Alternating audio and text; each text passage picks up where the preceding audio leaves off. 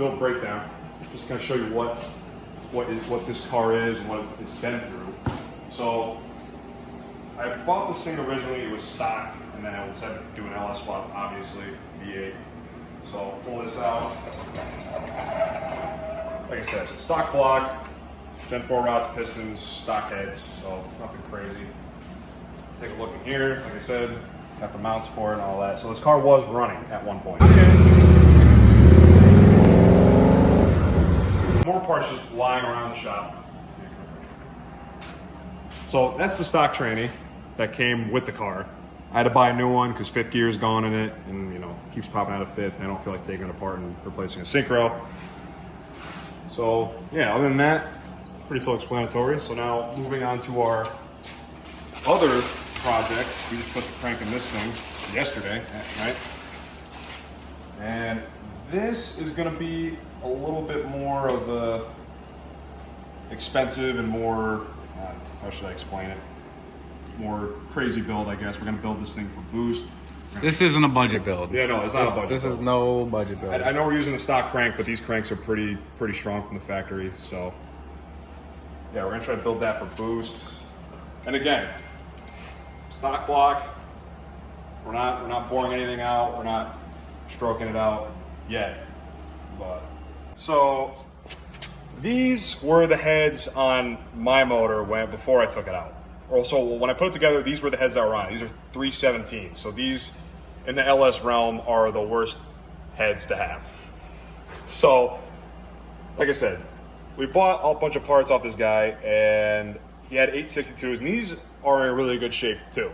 And they already have the right springs for the cam, which, right here, this is the cam. Sloppy stage 2. Yeah, sloppy stage 2. We measured everything. Everything looks looking good. We got all these gaskets from them. All these gaskets. We got, this is all full of stuff, right? These are pistons, right? Yeah, Yeah, those are the pistons. Got a timing set from them. Timing set. Like I said, we got a smorgasbord of parts. But yeah, I mean, that's what we're working on right now. And we got this, taking apart these pistons to get balanced. So, pretty self-explanatory. Just take off the fucking... Really help if I have an electric ratchet, but whatever. Take these fucking things off.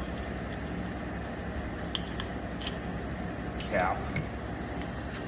So now these fucking things right here, these things will fly across the room if you're not careful.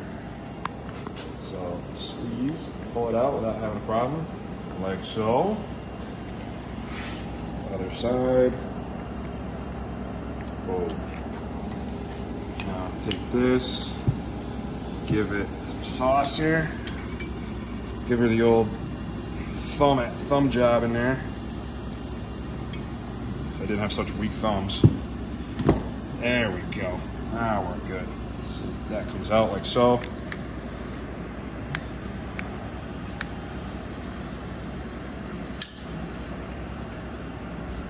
Rolled. Wristband piston. And we take off the piston rings without breaking them.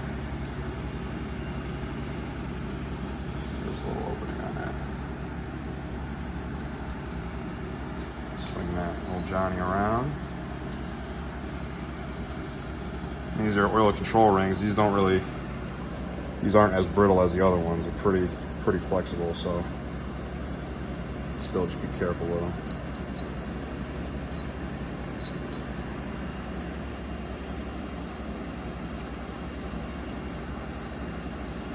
So we're just gonna hope he wants them disassembled, because that's what he told me. He said disassembled.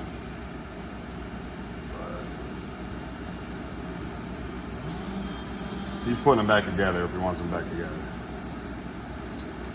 From what I hear, you gotta take them apart fully. So, piston, rings, wrist pin, rod.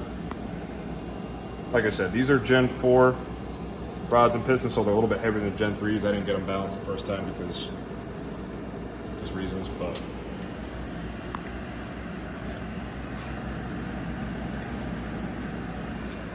so we're about to get the rest of them done. we have, well, there's one right there. And this is the second one. 3, 4, 5, 6, 7, 8.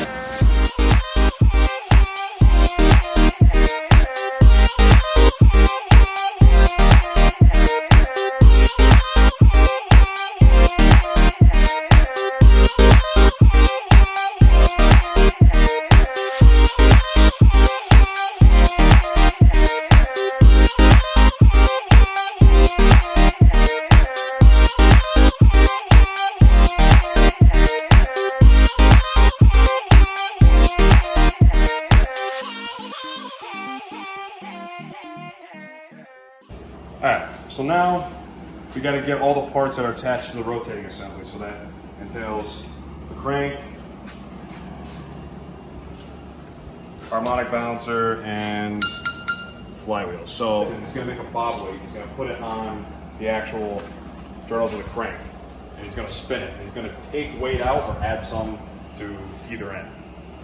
So yeah, there's that, and just got to find a box for it and box it all up.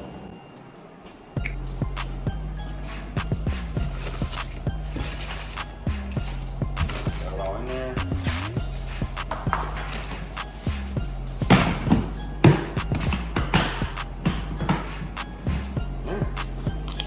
Off we go.